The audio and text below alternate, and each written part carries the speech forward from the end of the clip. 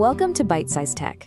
You know, sometimes to really understand the massive forces that are shaping our world, all you need to do is look at a single chaotic 24-hour window. And today, that's exactly what we're doing.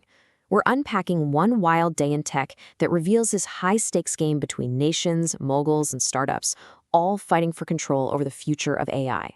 So here's our roadmap for today. We're going to start with the new tech cold war over AI chips. Then look at how CEOs are playing this read and react game.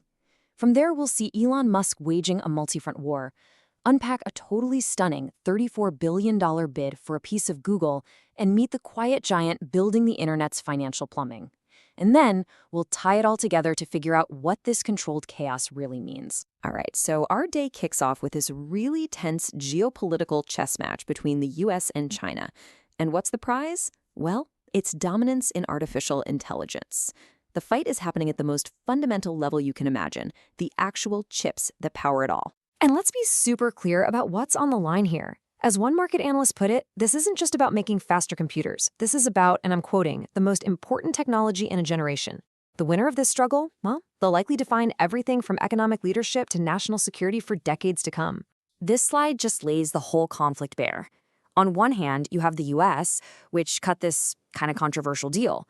It lets companies like NVIDIA sell less powerful AI chips to China. And get this, the US government actually takes a 15% cut of the revenue. The idea is to keep China commercially hooked. On the other hand, Beijing is publicly telling its companies, hey, use our homegrown tech. But behind closed doors, their top AI firms simply can't compete without these very same American chips. And at the heart of this entire drama is this piece of tech right here. NVIDIA's H20 chip. Think of it as a custom-built chip just for China. It's powerful, but not too powerful. It's absolutely essential for what's called inference, which is basically just the act of running an AI application. So this chip, it's the perfect symbol of this whole tightrope walk. Valuable enough that China has to buy it, but restricted enough for US regulators. It's a major flashpoint. So you can imagine this back and forth between superpowers. It creates this incredibly volatile world for the companies caught right in the middle. The old rulebooks for how to run a business, they're getting thrown right out the window. This quote from investment chief Scott Ladner just nails it perfectly. He said, "It is not a forecasting exercise, it is a read and react exercise. You just can't build a 5-year plan when you have no idea what a government is going to do next week." For these tech CEOs, it's all about constantly adjusting to the political winds blowing from Washington and Beijing. And this slide really gets to the core of China's complicated situation. They are playing two games at once. Goal number one, become totally self-sufficient by pouring billions into their own chip industry. But goal number two is about the here and now. Their AI ambitions can't wait, and to compete on the world stage today, they need NVIDIA's hardware. It's a super delicate balancing act. And of course, they hold a powerful negotiating chip of their own, control over the rare earth metals that the entire tech world desperately needs.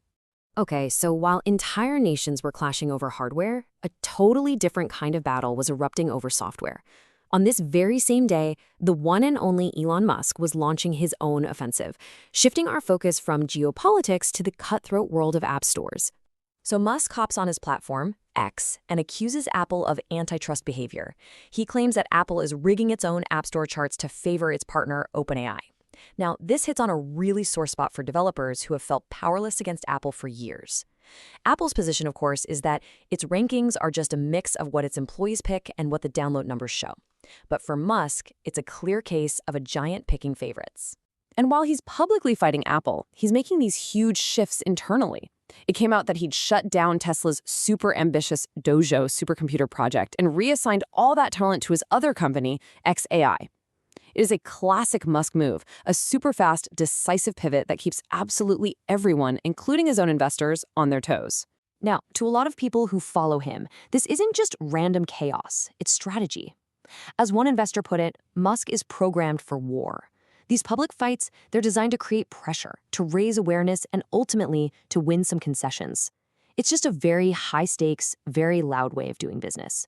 Just when you thought the day couldn't get any more dramatic, a relatively new player in the AI space made a move so unbelievably bold it sent shockwaves through all of Silicon Valley. Just let that number sink in for a second. $34.5 billion. That was the unsolicited, completely out-of-the-blue bid from a small AI startup called Perplexity.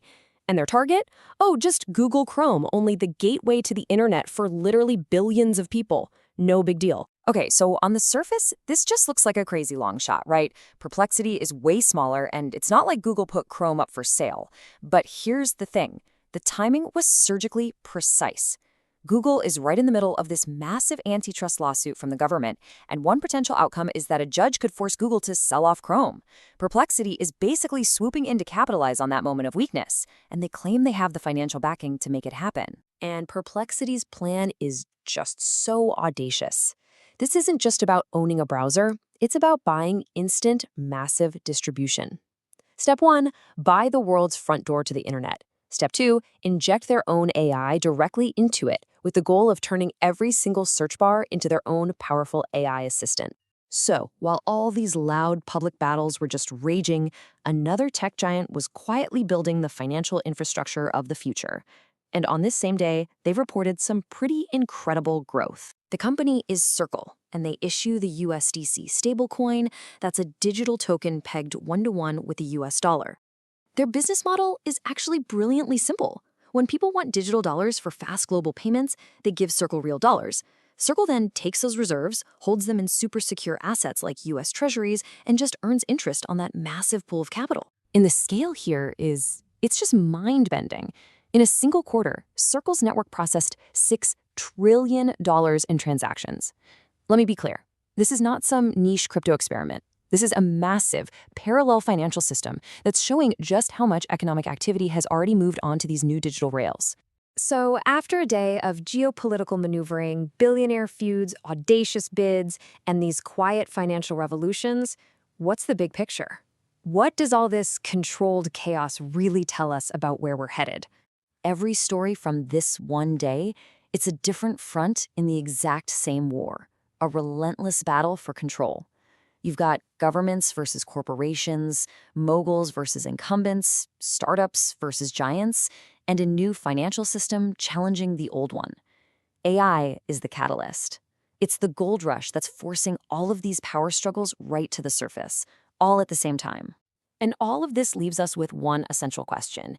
In a world being remade by technology at this dizzying pace, who is actually in the driver's seat? Is it the companies creating the tech, the investors who are funding them, or the governments trying to regulate them? This single day proves that the answer is far from clear and that the fight for control is really just getting started.